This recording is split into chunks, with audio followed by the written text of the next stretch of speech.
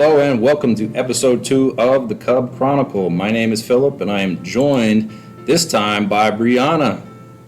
How you doing, Brianna? I'm good. Hey, how you doing?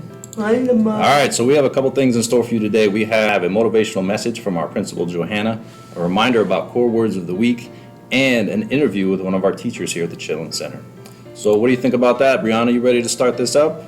Let's get it started. All right, let's hear from Johanna.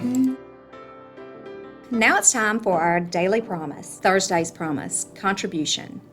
I will earn the help I need in advance by helping other people now, and repay the help I receive by serving others later. All right, thank you, Ms. Johanna. Next, just a reminder of core word of the week, and this comes from Miss Mallory. The word of the week this week is want, and the strategy is get to know your students. And if you'd like to see a demonstration of that, you can look back at our episode 1 to take a look at what she did in demonstrating how to do that. All right, Brianna, next we have an interview with one of our teachers here, Miss Mallory Jackson. So I'm going to play that clip right now. We're joined now by a teacher here at the Children's Center, Miss Mallory Jackson. Hey, how you doing? I'm good. How are you? Pretty good, pretty good. So tell us a little bit about yourself. Okay. I'm Mallory Jackson, as Philip just said. This is my 12th year at the Children's Center. I currently teach 3rd through 5th grade, self-contained, and I have taught from kindergarten to 7th grade here at Children's Center. And I am married. I have 2 kids, 2 dogs, 2 cats, and basically animals and special needs children are my love language. Yes, excellent. That's a little bit about me. Yeah, that's cool. All right, so what are some of the challenges you face as a teacher? As a teacher, the challenges I face are time, paperwork, meeting the unique needs of our students, of course, and then recently virtual learning. And they all kind of go together, I would say. Finding time to balance the paperwork and teach the students one-on-one, individually with their needs, specifically with different, learning disabilities. Some are visually impaired, then we have some that are deaf. Everybody's different in our classroom. And then right now we're trying to teach virtually and in person. So that's been really challenging. And then we have extra paperwork on top of that. So that's always challenging. Just finding a balance, is really hard sometimes. And we're blessed to have such wonderful aides in our room. Like, I don't think we could make it without them, honestly. Yeah. Trying to do everything that we need to do in the day, so time. Yeah, absolutely. That's quite a bit. So with all those challenges in your classroom, what activities or approaches that you found have been most effective with the students that you have? What's most effective? Sometimes I feel like I'm so old school with all the new technology that's come out, and especially like in the last few, years, going virtual.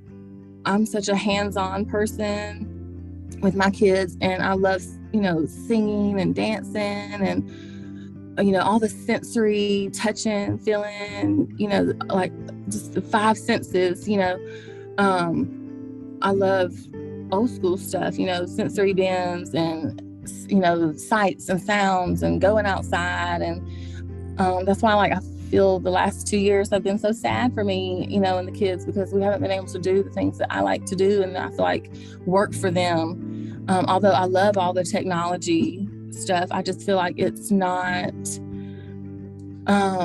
rewarding for them. Like I feel like they're not learning as much because they don't get to touch and feel, and it's not rewarding for them. Activities that are, successful in my classroom, like, we use the light box, with some of our students that have visual impairments. I love to use switches, to answer questions, and Velcro is my friend in here, lots of Velcro, and, we laminate everything so we can, touch and feel. And I just have tons of bins. I love to just lay stuff out everywhere, and I just haven't been able to do that. Yeah, absolutely. Those hands-on activities you mentioned are very effective and very beneficial for the students. Yeah. Yes. Absolutely. So you sent me some examples of some of the things that happened in your classroom. Can you talk a little bit about those? Yes. For instance, we painted last week. We were painting because one of my students is weaker on one side of his body than the other.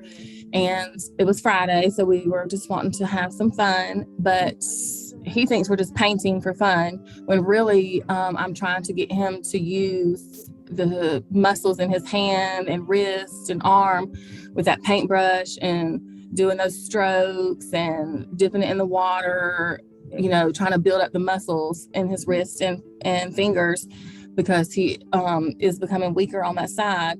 So I asked him what did he want to paint, and then as he's painting, we're going over colors, shapes, we turn it into a full-on lesson. And he doesn't even realize it, so it's fun. That is pretty cool. Yeah, and it's also part of OT, and then he has some speech trouble as well. So we're working on his communication goal while I'm getting him to talk. And he has no clue, so it's beneficial for him and me. Data collection is, we're knocking out all kinds of stuff. Oh yeah. So then the light box, that was with my visually impaired student, and she can see some. So when she uses the light box, she can see like shadows and certain colors when it's on the light box. And we were working on her name, and when she touches each letter on the light box, she'll say like A, S, H. And I know that she knows what the letter is because she'll make a facial expression or smile or sound. Yeah. Or she'll just touch even like the A and go ahead and say, Ashley. She knows I've put her name on there. Yeah. And then we also did 3D shapes on there, and she'll touch those and move them around. And I know she can see them in the colors because she'll start to mouth the like red, she'll go, and it can be difficult to understand her, but I know what she's trying to say.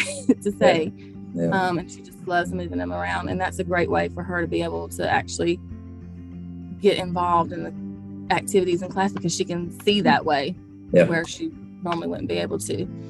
And then the swing is always a hit in my class. That is my class favorite.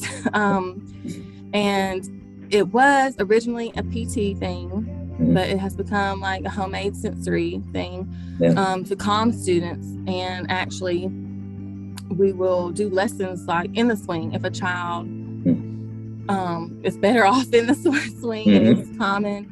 And the video that I sent you was Braylon in the swing, and he will go in there and we will literally count how many times he goes back and forth, or I'll tell him to stop and he'll stop, because one of his goals was to follow commands. We did 2-step commands, 3-step commands, and following directions. So I'll tell him, stop or go right, left, because my swing will actually go like on a track. So even though it looks like we're just playing sometimes, it actually really is part of our functional goals, and we incorporate our academics within everything that we do, so even though he's having fun swinging, he's really learning, and he will respond by either vocalizing, to me, or he'll take off on that swing going, back and forth, showing me, back, absolutely, forward, so, but it's also a calming mechanism as well. Yeah, absolutely. I really like the way you've incorporated these activities where the students, think they're having fun, they think they're playing, but you're actually incorporating in standards and IEP goals into that. That's really cool. Yes, thank you. Very cool.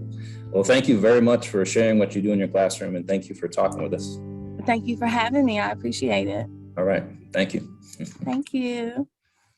That was a good interview, and it was really cool to see what she was doing in her classroom with her students, especially the fun activities where they didn't even realize that they were covering standards and working on their IEP goals. Johanna, what did you think about that interview? Yeah, it was pretty good. All right, so that's all for episode 2. Stay tuned for more content, and thank you for watching.